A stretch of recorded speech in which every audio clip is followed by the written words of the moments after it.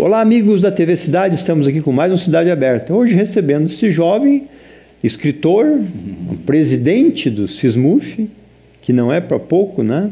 Obrigado por ter aceitado o nosso convite, Diego. Eu que agradeço. Um abraço aos telespectadores e ao trabalho que a televisão vem fazendo aqui na cidade de Farroupilha.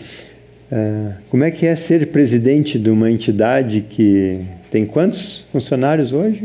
Nós representamos 1.400 funcionários, aproximadamente, no município de Farroupilha. Mas sócios mesmo nós temos 700, 50%. Fácil não é, né? Trabalhar no sindicato é receber problemas todos os dias, alguns fáceis de resolver, outros difíceis e outros sem solução. E aí tu tem que estar o dia todo no jogo, né? Encaminhando. Chega em casa de noite, tem que deixar a alma voltar pro corpo, assim, 5 minutos, para daí tocar pro terceiro turno. Que é difícil. É difícil. Imagina, as coisas pessoais sempre envolvem muita coisa no dia a dia, né? Relações sociais, relações pessoais, relações de trabalho são sempre complicadas, né? Então, isso faz parte do jogo. Mas o salário está em dia. O salário está em dia no município de Farroupilha, graças a Deus, e nenhum prefeito vai ser maluco de não botar em dia. Isso não é uma ameaça. Não. Isso é só uma constatação. Muito bom. E as principais reclamações, Diego, que tu sente no dia a dia, assim, Sim. Aquelas de cunho pessoal é direto, né? Isso, porque todos que vão lá já têm um problema, né? Isso, Mas qual é as mais comuns, assim, dos servidores? Eu elencaria hoje, no ano de 2019, os 3 principais demandas que nós temos absorvido a questão da aposentadoria, que em função da reforma da Previdência, então o pessoal correu muito para se aposentar. Quem tinha um pouquinho de tempo aqui e lá, juntou, teve gente que aposentou antes, perdeu um pouco, mas para não precisar trabalhar 10 anos a mais e no fim ganhar menos, preferiu já se aposentar agora. E isso diminuiu muito os efetivos? Então, quando cada pessoa que se aposenta é um efetivo que sai do quadro e tem que contratar um novo, né? Ou por contrato emergencial, ou por concurso, ou botar um estagiário, alguém acaba tendo que ocupar essa função. Então, a reforma atropelou um pouco isso. A reforma da Previdência, desde o governo Temer, vem impulsionando muito a busca por aposentadoria, porque tanto a reforma do Temer quanto essa do Bolsonaro, ao frigir dos ovos, nós vamos ter que trabalhar mais, pagar mais e ganhar menos, e ninguém quer, né? Então o pessoal correu, juntou um tempo de INSS, um tempo de colônia, um tempo de não sei aonde, não sei o que, para tentar se aposentar. E cada semana tem gente lá contando assim, bom, se essa semana não aprovou, eu vou lá pedir aposentadoria, porque a aposentadoria é contada em anos, meses e dias, né? Tem a idade, tem tempo de contribuição, tem tudo. Então as pessoas vão contando, às vezes, dia a dia. No dia 20 não dá, mas no dia 21 dá. Se no dia 21 não aprovaram, a pessoa vai lá e pede a aposentadoria. Então essa é uma demanda bastante grande, porque tem que analisar toda a vida funcional da pessoa. Hoje o mundo é todo informatizado, todo conectado. Mas nos anos 80 e 90 não era. Então tem que juntar documentação, fazer cálculo, fazer uma série de coisas que é um pouco demorado. A outra demanda é a solução de questões que são de ruído de comunicação. Há um ruído de comunicação em geral da prefeitura em relação aos funcionários. Então, dependendo da secretaria, dependendo do setor, dependendo do chefe, a informação é de um jeito ou de outro. E isso lá na ponta acaba dando problema. Então, um funcionário acaba tendo uma orientação X e o outro Y. Então, esse ruído de comunicação ele é bastante grande e a gente acaba, como sindicato, tendo que aparar as arestas, né? E outros são as condições de trabalho dos funcionários. Então, questões relativas à periculosidade, risco de vida, insalubridade, ou as próprias condições do ambiente de trabalho têm tomado muito conta do sindicato nesse ano de 2019. E as demandas têm sido aceitas ou também tem bastante... No serviço público tudo tem regra, né? Tudo tem protocolo, tudo tem processos administrativos. As pessoas no Brasil tendem a reclamar da burocracia no serviço público. Mas a burocracia no serviço público ela é extremamente necessária e ela é uma forma de transparência. Se eu falo de boca com o João, daqui a pouco eu vou cobrar do João, o João diz, não foi isso que eu quis dizer. Agora, do ponto de vista da burocracia, eu preciso protocolar, escrever, assinar. O João, a orientação que ele vai me dar, ele vai ter que protocolar, escrever, assinar. Isso leva um tempo, mas está registrado. Então, essas burocracias são importantes e tudo precisa obedecer lei, procedimento, decreto, portaria, né? Então, algumas são aceitas, outras não. Aquilo que não é aceito a contento do funcionário, do ponto de vista administrativo, que a primeira a gente tenta resolver administrativamente. Se não é resolvido administrativamente, a gente vai para a questão judicial. E geralmente questões de insalubridade, periculosidade, risco de vida, isso acaba indo para questões judiciais. Até para deixar registrado, né? Eu sempre digo, tanto para a prefeitura quanto para os funcionários, se administrativamente não dá, a gente tenta judicialmente. E a justiça vai dizer, se o funcionário está errado, está errado. E se está certo, a prefeitura vai ter que cumprir. Então a justiça serve para isso, o Poder Judiciário, né? Claro. Estão aí para isso. Né? Essa é a função dele. E a mudança de gestores é um complicador sempre? Todos os anos. Eu entrei na prefeitura em 1999 como estagiário. Depois eu fui contratado emergencialmente e em 2002 eu assumi o concurso público. Então, de lá para cá, eu passei vários administradores. Inclusive, peguei o falecimento do prefeito Majone, foi logo que eu comecei. Era a mesma administração, mudou o chefe, muda a orientação. Mesmo quando reelege o prefeito ou reelege o grupo político, muda. E quando muda muito, 100%, né, troca, sai todo mundo, a tendência é que a vassoura nova queira varrer muito bem e acabe metendo os pés pelas mãos. Então, todo ano que tem mudança, nós funcionários ficamos ali um pouco apreensivos no sentido de ver qual vai ser a orientação. O que vem pela frente? E não no sentido negativo, né? Não é nisso. É porque a mudança ela vai acontecer. O partido A orienta de um jeito, o partido B orienta de outro. E nós, funcionários públicos, como estamos ali há 15, 20, 25, 30 anos, a gente sabe todos os procedimentos, conhece todas as situações. E quem está chegando novo não conhece e às vezes acaba querendo atropelar. Então isso dá ali um pequeno estresse, um pequeno nervosismo em mudanças. Então toda vez que tem uma mudança muito grande de administração, para o funcionalismo ela tende a ser um pouquinho mais desgastante. A não ser que os chefes que entram tenham uma habilidade e saibam lidar bem com os recursos humanos e tocar a situação. Nessa questão aí que você comenta que existe leis e tal, normalmente o chefe não gosta de escrever muito, né? Isso é um complicador, né? Pro dia a dia. Né? Porque aquilo que está escrito compromete a pessoa por dois lados, né? Compromete no sentido de que ela vai ter que cumprir o que está escrito, né? Seja o funcionário, seja o chefe, e compromete também pelo fato de que se a orientação está ilegal, irregular, é ela que está assinando embaixo, né? Seja o funcionário, seja o chefe. Então, vai ter que assumir. Então, por isso que existe a burocracia, porque alguém vai ter que assinar. E quando assinou, é responsável pelo que assinou. Né? Tem ideia, assim, nos últimos anos, da renovação que teve no quadro funcional em função das aposentadorias, das reformas? Percentualmente, não consigo dizer isso. Aproximado. Mas em números reais, consigo dizer que do ano passado para cá, nós tivemos aproximadamente 180, 190 novos funcionários do município de Farroupilha exclusivamente para o concurso público. O que não significa dizer que não tenham ali alguns contratados com carteira assinada, que pode ter outros ali, né? Ou alguns estagiários que têm, ou contratado emergencialmente, e estagiários que tenham vindo suprir alguma necessidade específica. Por exemplo, agora o município está abrindo contratação emergencial para auditor médico e para técnico de segurança do trabalho. Então, não estou considerando esses, né? Mas exclusivamente por concurso público, em torno de 180 a 90 pessoas. Então, se eu levar em consideração isso, é um percentual aí em torno de 10 a 12% do funcionalismo que renovou. Porque o pessoal ou pede para sair, ou se exonera, ou é demitido, ou se aposenta. E aí tem que botar a gente no lugar, né? E o maior número, então, é a aposentadoria nesse momento? Nesse momento, sim. O maior número é a aposentadoria e muitos vinculados, porque nós tivemos os primeiros concursos públicos no município no final dos anos 80 e início dos anos 90. Então, 88, 89, 90, 91, 92. Então, essas pessoas, elas já estão cumprindo ali 30, 35, quase 40 anos de contribuição.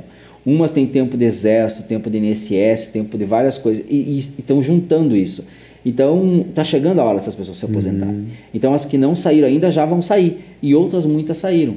Então, naturalmente, o município não pode parar. A escola tem que ter merenda, tem que ter o guarda, tem que ter o professor, tem que ter o operador de máquina, tem que ter o enfermeiro no posto de saúde, e essa gente tem que ser suprida. Então, daqui 30 anos vai acontecer a mesma coisa no município de Farroupilha, né? Vai ter que girar de novo porque o pessoal está se aposentando. E o maior número de efetivo é na educação, com certeza, né? Não necessariamente professores, em que pese os professores são o maior número, mas lotados na educação, porque a educação não se faz só com professores, né? Então, tu tem a merendeira, tu tem a servente que limpa a escola, tu tem o secretário de escola, tu tem lá o zelador ou o guardinha que cuida do portão, da zeladoria da escola. Então, é bastante gente, né? Então, o maior número está ali. Como nós temos uma questão da saúde, que é muito terceirizada no pró-saúde, isso diminui a quantidade de gente na saúde. Mas a educação é a maior parte, sim, sem dúvida. É a maior parte disparada. Do nosso número de sócios hoje do Sindicato dos Servidores Municipais, o SISMUF, a maior parte dos sócios é professor e aposentados. Professores e aposentados. Porque a maior parte também do funcionalismo que a gente tem é professor, né? Então acaba. Essa questão do fundo que foi tão debatida ultimamente, normalizou a atual eu não faço parte mais do Conselho do Fundo de Previdência, já fiz parte, analisava os dados. Posso dizer que de uns anos para cá, aquilo que foi acordado em lei tem sido cumprido. Na verdade, historicamente, desde que o fundo foi criado em 90, os funcionários públicos municipais foram sendo lesados prefeito após prefeito.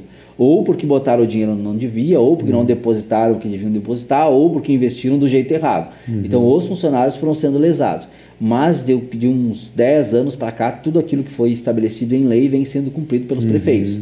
Então, a gente está sempre vigilante, claro. O sindicato tem representantes dentro do Conselho do Fundo de Previdência e de vez em quando a gente conversa, analisa, interfere, discute algumas coisas. Mas 100% seguro não é, né? Até porque o impacto da reforma da Previdência ainda precisa ser medido dentro do fundo, porque a reforma também não foi aprovada, né? Então isso também vai mudar ali o cenário financeiro do fundo.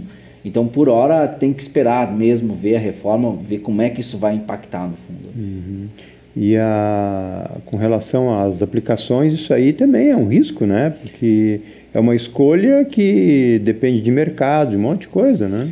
É bastante difícil dizer, né? Aplicações são sempre complicadas, por isso que há conselhos, há gestores, há pessoas que são implicadas como responsáveis pelos investimentos. Nós sempre pedimos para os conselheiros do fundo que tudo aquilo que for de investimento, que seja discutido, que seja trazido para o sindicato para discutir, que seja discutido bastante, fique registro em ata, em documento, para que as pessoas se responsabilizem das decisões que tomem. Então, esse é um cuidado que sempre vai se ter hoje, amanhã, e que se tivesse tido no passado, talvez hoje teríamos uma situação melhor. Né? E essa normalidade que tu comenta aí é em função das improbidades que pode ter, né? Porque os prefeitos do Brasil, logo nos anos 90, quando começaram a surgir os primeiros fundos, nós não tínhamos também essa questão da responsabilidade fiscal, de improbidade administrativa. Havia e ainda há muito fortemente no Brasil uma cultura política da não responsabilização. Traduzindo isso do não vai dar nada. Né? Unidade. Então, como recentemente tem dado muito, e isso é muito bom para o país, porque tem prefeito, tem governador, tem senador, tem deputado, tem um monte de gente presa. Até presidente da República. Né? Então, até ex-presidente tem preso, tem grandes empresários implicados. Então, isso tem sido uma mudança de paradigma nos últimos 10 anos. Isso tem colocado as pessoas em se responsabilizar. Não só os gestores, como as pessoas que participam desses fundos e conselhos, né? Porque todos são responsáveis. É o gestor, mas os conselheiros também são. Então, se o Joãozinho é um funcionário do município e faz parte daquele conselho, ele está tomando decisões ou endossando decisões, ele também é responsável.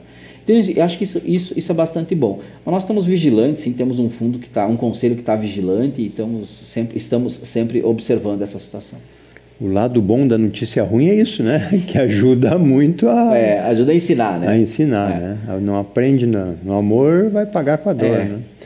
Muito bem, já temos aqui um primeiro intervalo e voltamos em seguida com Diego Tornes, o nosso convidado de hoje, falando de funcionalismo, falando de tudo que é possível a gente comentar nessas câmeras abertas com a TV Cidade. Voltamos em seguida com mais TV Cidade, Cidade Aberta.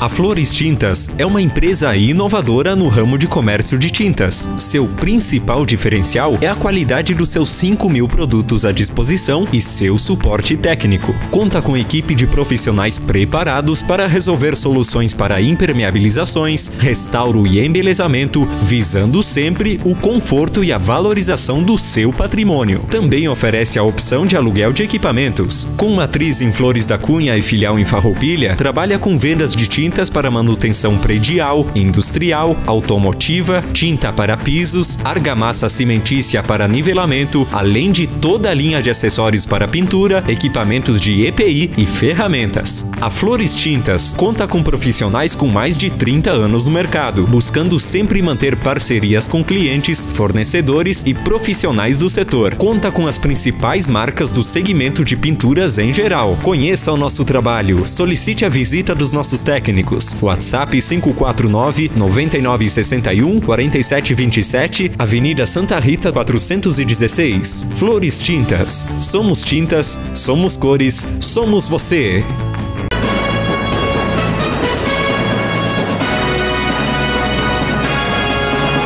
Voltamos com Cidade Aberta, hoje falando sobre funcionalismo público. Às vezes, muito crucificados, funcionário público que gasta todo o dinheiro, ganha muito, não faz nada. Mas às vezes quem toca o piano são os concursados, né? Os CCs ficam lá, às vezes, pituando, diria, né? Pituando é voando de um lado para o outro, sem muito compromisso, né?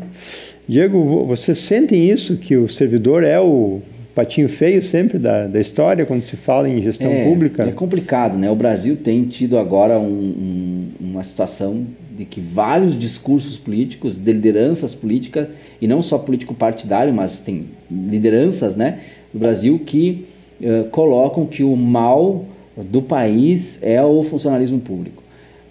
Tem duas situações muito específicas em relação ao funcionalismo público que as pessoas confundem. Por exemplo, o fato da estabilidade do servidor público. A estabilidade do servidor público, ela se deu num determinado momento da história, dos anos 80 para cá, e ela foi extremamente importante. Em outras épocas, a troca do prefeito, a troca do governador, a troca do presidente significava a troca de todo o funcionalismo. E isso era muito ruim para o andamento da máquina, primeiro porque a pessoa chega nova, eu estou lá há 4 anos trabalhando, conheço bem, troca o prefeito, chega o Joãozinho que não sabe nada, até ele se inteirar, isso é com qualquer pessoa, contigo, comigo, claro, com qualquer um. Em qualquer empresa. Em qualquer empresa, isso demora. E cria um outro problema que é o pior ainda, que é o toma lá da cá, né?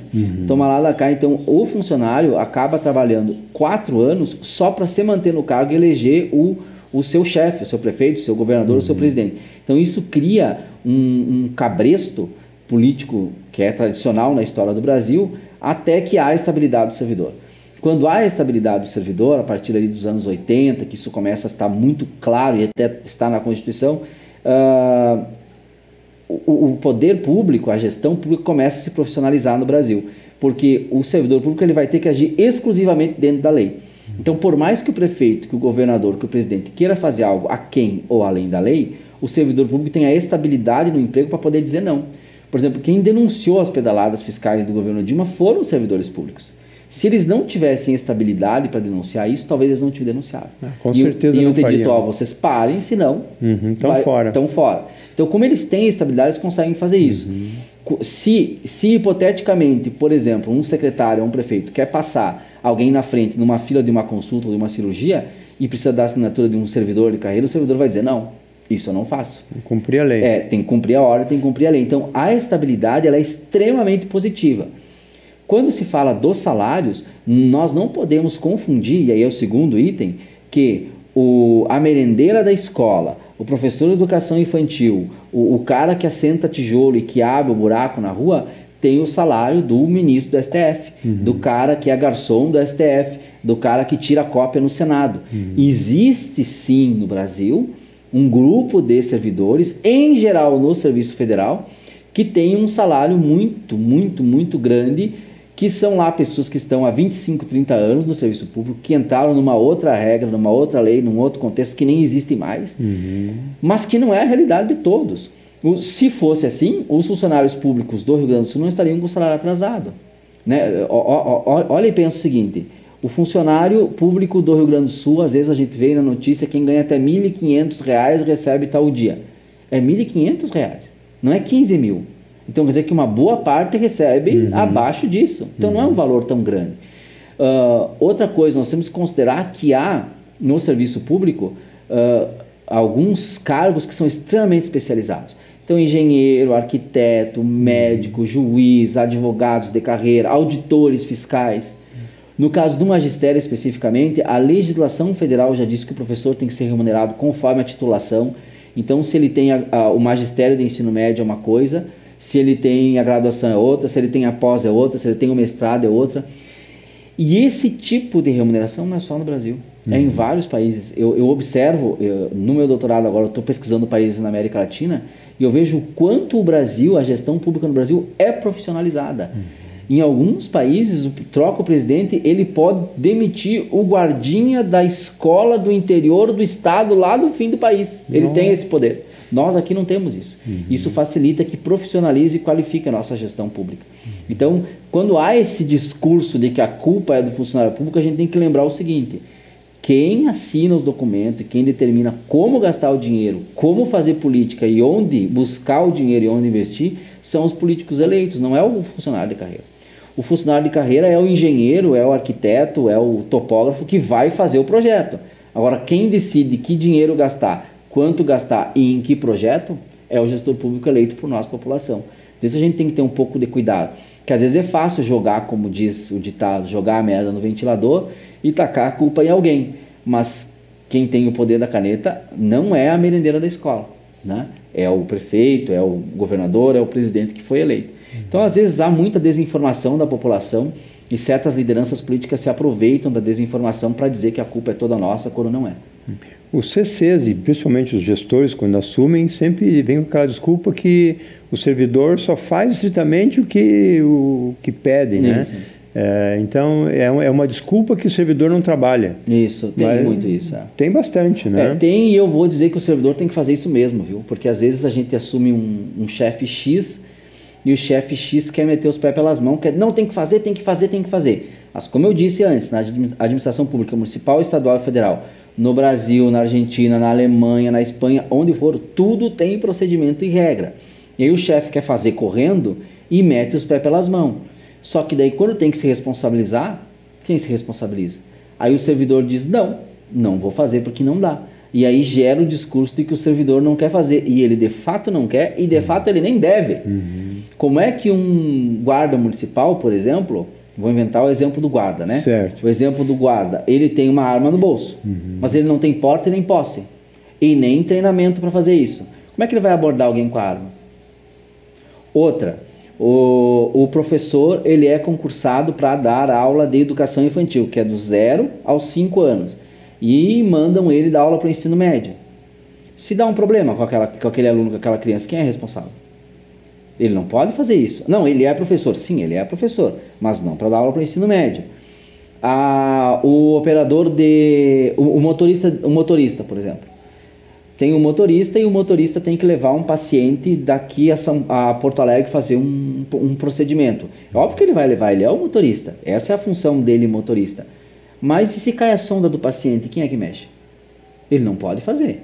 Porque se vai que dá um problema, uma reação nesse paciente, é ele o responsável pela vida do paciente, tem que ter um enfermeiro junto, tem que ter um médico junto. Então, é óbvio que ele não vai fazer. E às vezes o gestor que não tem experiência da coisa, no afã de querer fazer funcionar, manda o funcionário fazer sem conhecer os procedimentos. E aí, quando dá uma coisa errada, o processo administrativo disciplinar não é contra o chefe, é contra o funcionário. E um processo administrativo disciplinar pode significar, além do corte do salário do funcionário, até a demissão, como nós já vimos no município de Farroupilha várias vezes, porque a orientação do chefe foi errada. Então a gente tem que ter muito cuidado, e eu sempre digo para o funcionário, vocês têm que agir dentro do que diz a lei. A função. É a função. Não é que não é para fazer o seu trabalho, não é que não é para não fazer nada, é o que diz a lei. Eu sou concursado motorista, eu posso entrar na cozinha da escola fazer a merenda? Não. E se eu intoxico os alunos? Aí a primeira coisa que vai se investigar é assim, mas tu não é nem merendeiro, tu é motorista. Quem mandou? Quem mandou? Aí ninguém se responsabiliza. Quando é o quem mandou, ninguém se responsabiliza. Então, sempre eu digo para o funcionário, e olha, eu disse antes, estou desde 99 aqui, eu digo para o colega, qual é a tua função e qual é o teu cargo? Esse. Então, tu tem que fazer isso que está ali. Se dentro da tua função está assentar tijolo, e o chefe mandar tu assentar tijolo, vai assentar tijolo. Se dentro da tua função está carpir o pátio, o chefe mandar carpir o pátio, vai carpir o pátio. Agora, se não dá, tu não pode fazer. Porque se der um problema, até um acidente de trabalho, se der um acidente de trabalho, isso não é a tua função, tu estava fazendo por quê?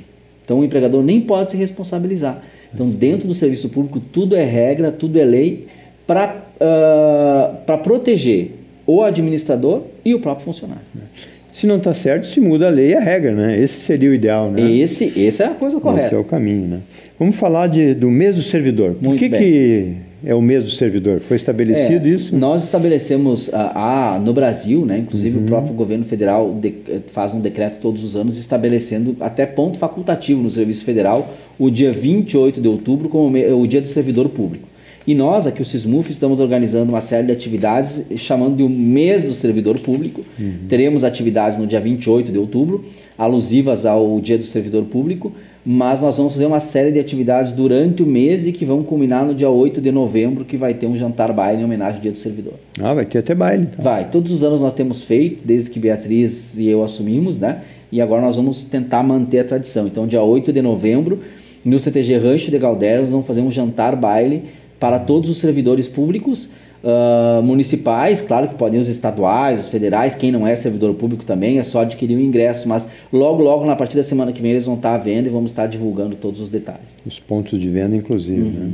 Atividades que você comentou ali, fora o baile, vai ter palestras? Vai ter. No dia, estamos agora organizando, porque eu tenho uma equipe de trabalho lá bastante legal, que até quero agradecer eles, que é o Fábio, nosso tesoureiro, o Thiago, nosso secretário. Nós estamos organizando, junto com a diretoria toda, algumas promoções. Então, nós temos ali, em relação ao plano odontológico, o sindicato vai ter uma mudança boa para beneficiar o servidor público, porque o sindicato oferta um plano odontológico para os associados. Mas nós vamos ter também, no dia 28, uma palestra que a gente está organizando em parceria com a UX, que vai ser em homenagem ao dia do servidor público. E nós vamos ter também, no dia 9... 16 e 17, uma recepção a todos os novos funcionários públicos do município. Não é tradição no município de Farroupilha que a prefeitura oriente, abrace, absorva e faça uma integração dos funcionários novos. A gente chega e vai trabalhar, né? Então o sindicato vai fazer isso nesses dias, vai fazer em 3 dias, por quê? E como são em torno de 180, 190, é muita gente, né? Bastante, né? Então a gente vai fazer em 3 dias, o magistério vai ficar no último dia, que é no dia 17, porque tem uma legislação específica, então a gente vai ter que discutir especificamente algumas coisas. Nós vamos fazer o que nesse dia? Vai ter sorteio de brindes, vai ter um coffee break, vai ter uma conversa legal. Nós vamos dar uma série de orientações e dicas sobre a legislação municipal para que os colegas possam trabalhar com um pouco mais de certeza de quais são os seus limites e possibilidades de atuação. Então, no dia 9 e 16 vai ser no SESC, aqui no centro, às 18 horas. E no dia 17 vai ser só com os funcionários do magistério lá no SENAC. Por que o SESC e o SENAC? Porque nós temos uma parceria que todo sócio do sindicato tem desconto nos serviços ofertados pelo SESC e pelo SENAC. Então nós estamos fortalecendo essa parceria com a Evandra do SENAC, com a Graziela ali do SESC, que vai ser uma atividade bem legal, bem interessante. E assumiste em 1º de julho, então? 1º de julho, essa nova diretoria, nós montamos um grupo estratégico, né, de pessoas que obedecessem a 3 quesitos. O primeiro, experiência no serviço público. Certo. Então não daria para pegar gente muito jovem. Segundo, pessoas que tivessem trabalhado nos mais variados setores do município. Se a gente quisesse ganhar a eleição, era só pegar aposentado e professor. Mas não adianta ganhar a eleição, tem que administrar para os colegas. Então pega a gente do horto, pega a gente da garagem, pega aposentado, pega a gente do administrativo, pega professor, pega servente. Então, trabalhar nos mais variados setores. E outros profissionais que a gente identificou que, nos seus setores, no seu cargo de concurso, vinham desempenhando bons trabalhos. Tinham bons feedbacks dos colegas e dos gestores. O sindicato é sempre um lugar de bastante conflito, que os problemas acabam estourando ali. Então, nós temos que ter uma equipe que tenha noção dos problemas da prefeitura, que tenha calma e tranquilidade para absorver o colega, conversar com o colega e achar o melhor caminho para resolver o problema dele. Então, às vezes, a equipe foi montada com este perfil. Então, todos os membros da diretoria buscam ter esse perfil. Ali na linha de frente estamos Thiago, que de concurso é secretário escolar, e Fábio, que de concurso é fiscal, que é o nosso tesoureiro. e eu, né? E temos ainda o serviço jurídico do sindicato, que é a advogada Bruna, e a nossa técnica de segurança do trabalho, que é a Camila. Mas essas duas são contratadas pelo sindicato, não são funcionários da prefeitura. Muito bem. E esses 90 dias, então, você já está... Nem parece que foi ontem, eu estou cansado já. E tem mais 3 anos e pouco pela frente ainda. Total é 4 anos? Sim, são 4 anos. É que aconteceu nesses 90 dias muita coisa, né? Além de adaptar os novos colegas nas rotinas, porque eles não estavam lá, aconteceu também a troca de agência bancária da prefeitura, a troca de plano de saúde, muita aposentadoria, muito processo administrativo disciplinar de sindicantes, então isso tudo acumula. Agora o Thiago e o Fábio já estão bem treinados, agora vai ficar mais tranquilo, mais fácil de fazer as coisas. Muito bem. E com relação assim, para o salário, normalmente se comenta que na região o salário de farroupilha é um salário atrativo, né? Sim, é um bom salário. Isso tem atraído muita gente de fora. Ainda tem, o percentual ainda é mínimo? O que vocês do sindicato... Não, o que acontece é o seguinte, como o desemprego é muito grande, a crise é muito grande, tem gente que vem do Pará fazer concurso aqui. Poxa vida. Tem gente que vem do Paraná, tem gente que vem lá do Chuí, tem gente que vem de São Cepé. Nós temos um colega que é de Cotiporã, ele vai e vem todos os dias. Boa. Fez o concurso, passou aqui, está trabalhando aqui. São Leopoldo também? São Leopoldo também. Então, o desemprego é muito grande, então as pessoas acabam vindo de tudo que é lugar. Eu mesmo, tu mesmo, qualquer pessoa que está nos assistindo, pode fazer concurso em qualquer lugar do país. Claro. Quer fazer concurso em Alagoas, faz. Quer fazer no Amapá, faz. Quer fazer em Brasília, faz. Então, isso atrai. Não é só a questão salarial, é a questão de que não tem emprego no país. Então, as pessoas optam por sair das suas cidades, onde estão suas famílias, mesmo que seja distante, e fazer o concurso em algum lugar. E aí passa e acaba vindo trabalhar aqui. E esse percentual gira em torno de quanto hoje, mais ou menos? Chutando. Eu não posso dizer isso por 2 motivos. Primeiro, porque esse dado eu tenho dos sócios. E como o sócio é 50%, vai dar uma distorção, né? Não tenho como dizer, mas posso dizer que tem um grande intercâmbio, em especial entre os professores. O professor pode ter 2 matrículas, né? Ele pode de manhã trabalhar em Caxias, Garibaldi ou Barbosa e de tarde trabalhar aqui. Como pode trabalhar em Farroupilha mesmo, de manhã na rede estadual, de tarde na rede municipal. Então esse intercâmbio do magistério é muito grande. Dos outros eu não teria como dizer isso. Muito bem. E a boa notícia é a nova sede, o sindicato acaba de adquirir. Tinha até esquecido. Nós, desde 90, quando surgiu o sindicato, sempre pagamos aluguel. E agora Fábio e eu viemos ajustando, dando continuidade a projetos que vinham acontecendo. E conseguimos comprar uma sala nova. Então, eu espero que até o dia 20 de dezembro o sindicato possa trocar de sede e ir para a sua sede própria, que é aqui no centro, no edifício Gleides Juliato. E nós estamos já com orçamentos, com arquitetos, com projetos, com essas coisas, porque tem que fazer algumas reformas, né? Mas a gente espera que nos próximos 2 meses possamos ir para a sede própria. Quero deixar aqui o agradecimento a todos os sócios do sindicato, porque todo mundo que é sócio contribui um pouquinho por mês e é o dinheiro de vocês que possibilitou comprar uma sede própria, né? Então agradecer a todo mundo que é sócio. Vai sobrar mais para investir no funcionalismo. Eu espero. Obrigado por ter participado mais uma vez conosco. A TV está sempre à disposição quando o interesse é público e da comunidade, né? E esperamos que o sindicato realmente consiga melhorar cada vez mais essa gestão pública, né? Porque é um braço forte, com experiência, que nem o Diego acabou de falar, né? E o cidadão precisa ver de volta os seus recursos, que não são poucos, aplicados na máquina pública. Voltamos com Cidade Aberta. Daqui a pouco, amanhã e por muito tempo, a cidade vai saber o que está acontecendo na cidade pela TV Cidade também. Obrigado pela sua preferência e ter nos acompanhado no seu dia a dia.